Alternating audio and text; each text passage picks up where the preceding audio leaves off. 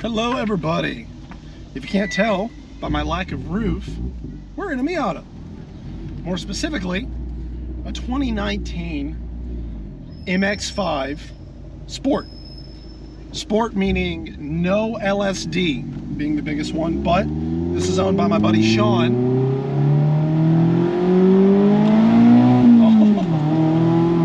And Sean will be putting an aftermarket LSD in the car.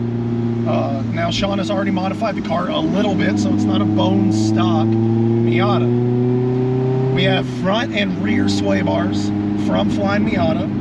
We also have Flying Miata springs, as well as their little big brake kit, which is just mainly a caliper on the front and the rear. Sean has both front and rear big brake kits.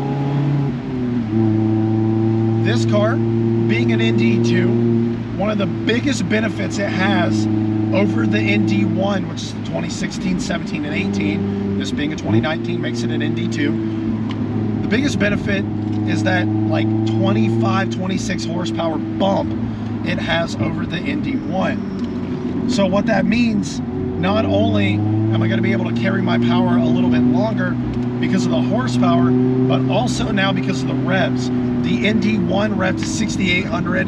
This revs to 7,500. And with it being open top, a little bit high revving, this is about as close as you can get to an S2000 without paying $50,000 for an S2000 now.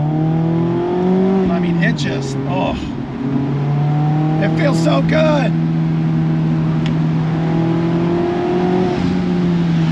Oh, I can definitely tell those brakes are there. Sean is on an aggressive summer tire, so he's on a Indy Firehawk 500. It's not a almost like track tire like what I have on the 8.6. I have a Hankook RS4 on the 8.6, but it's an aggressive summer, so it allows you to, you know, play around with the car, and it's still maintained a pretty hefty level of grip. Now, obviously, the sway bars and the springs help with that, but one of the things I can tell right off the bat is that this car wants to play. It's enjoyable at 5 miles an hour, just as it is at 50. And that's kind of the thing about Miatas, is they're enjoyable at whatever speed. It makes them different than the 8.6. That's kind of why the Miata holds its own corner of that niche market of super affordable, lightweight manual sports cars. Is that you get this open top, super fun experience for not a whole lot of money. I mean, I'm sure you can pick one of these up for like 25 now, especially with it being a sport. It's a little bit cheaper, and it only costs, you know, a certain amount of money, definitely less than $5,000 to put an aftermarket LSD in this car. And the thing about a Miata that I love is that numbers don't matter anymore.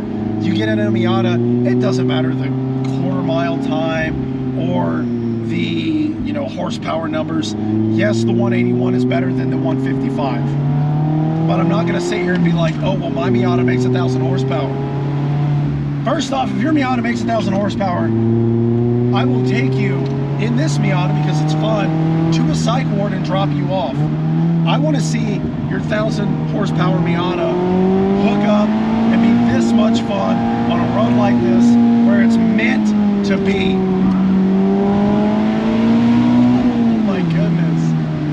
Oh, this car feels right at home up here.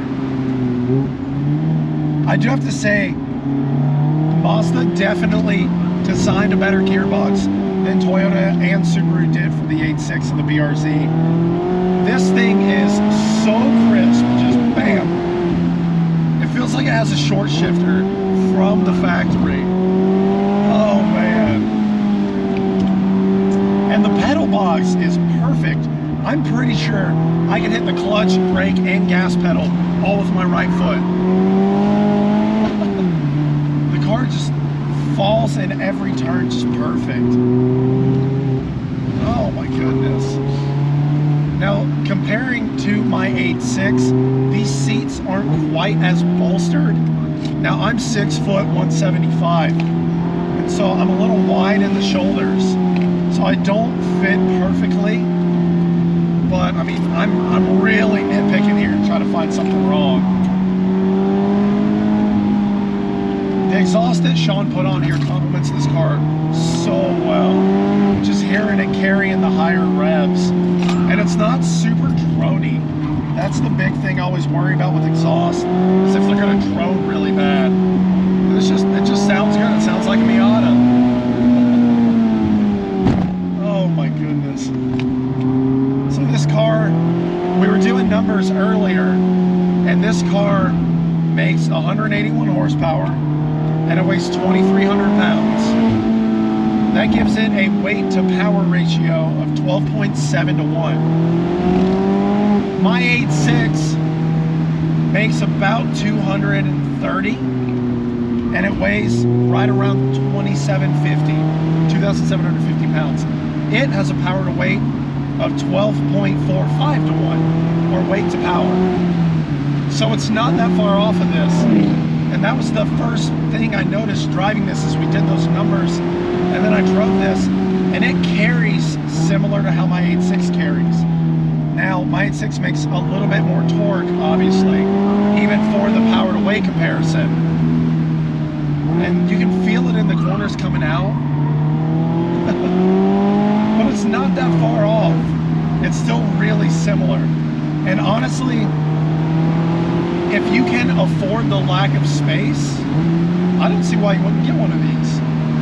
One of the biggest selling points that I like about the ND is that these things will get, I mean, like Prius level fuel economy, and you're still getting the enjoyment, the enjoyment that you would get of a sports car, especially convertible. It is so hard to compete with that open top feeling. Like, yes, the 8.6 and this get compared, the 8.6 and the Miata get compared so often because they're manual, lightweight, rear-wheel drive sports cars. But it is, speaking of, but it is so hard to beat that open top feeling. I mean, how do you compete with this, man? The reason I got my 8.6, I need the space. I need the storage. And if I didn't need the storage, I mean, I would probably be back in one of these. Aside from the fact that I don't fit. If you guys haven't noticed by now, I don't fit. If I sit with my back straight up, I am eye level with the sun visor. So probably not ideal for me. Now, I've had 7 Miatas. With almost every single one of those Miatas, I put a drop pan or an aftermarket seat in just so I can be protected in the event of a rollover, so I feel a little bit more secure. So part of the reason I'm not about the Miata life in terms of ownership is because I don't fit. I'm a little tall in the torso for a Miata. But if I didn't need the space that the 8.6 provides in terms of having a trunk, you know, having the back seat, because I do often put people in the back seat of an 8.6, and not because I hate them, but I do transport a lot of stuff. I do a lot of photography, so I need to be able to put a pop-up tent in the back of my car, and you're not going to be putting much of anything in the back of this Miata. You can't even put a regular camping chair in this trunk. But if you don't need that, then I'm all about this. Say you work from home and you don't go out that often, but when you do go out, you don't need the space. Dude, grab one of these.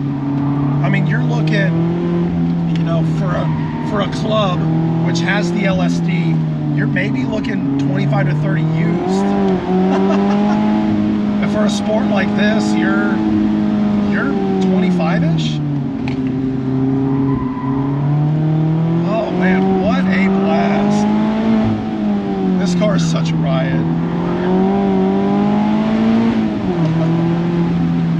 And we always say never send it by the photographers. Never want to hit it with a rock or do anything egregious. I want to scare them or scare anyone else by ripping it by a photographer. I'm thoroughly impressed with the Miata. Specifically this one. Sean did a great job setting this car up. It doesn't understeer, it doesn't oversteer. If I want to use a little bit of understeer to scrub speed, I absolutely can. If I want to use some oversteer to come out of a corner, I absolutely can. Oh, just bebobs between the corners. Scrub a little, oversteer a little. They're so enjoyable. And I can put this car in third, and I'll have enough torque to carry myself throughout the corners. That's the biggest thing about this compared to all the other Miatas, is that you have the torque to carry you through a corner, to pull you out of a corner. It's not like the NA and the NB where you're just banging second gear as fast as you can in order to try to pull out of a corner. I mean, this is something where you can genuinely carry speed. You know, I'm in third gear, and this makes enough torque, and it's light enough to where it can come out of a corner and you're not grasping for air. I really like this exhaust too. I think Sean did a great job setting this car up. And see, like, even right now I'm going 20, and this is fun. It's open top, it's, you know, it's lightweight. This car, Mazda did a great job in making this car, because this is a fuck you to all the brochures, to all the 1,000 horsepower GTRs and Supras of the world.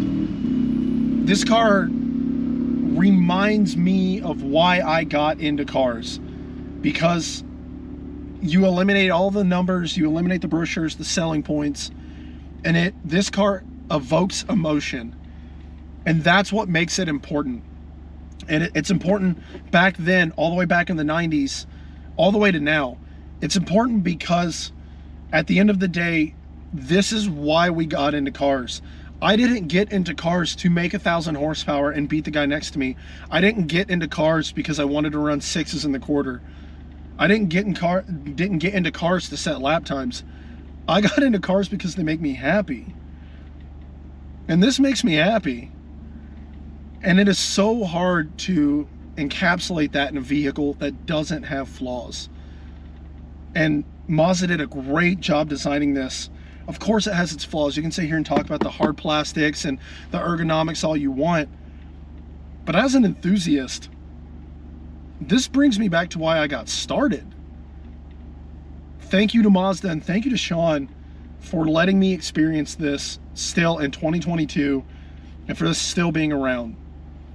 If you guys enjoyed this, feel free to check out our other videos of our other car reviews, and stay tuned for what else we have in the pipeline in terms of fun, engaging cars to drive. I'm glad you guys stuck around for this one. This is probably one of the most fun cars I've had to review, that I've gotten to review. I'm blown away. Great job, Mazda. Great job, Sean. Great job to you guys for sticking around this long throughout the review. Look forward to seeing you guys in the next video. Have a good one.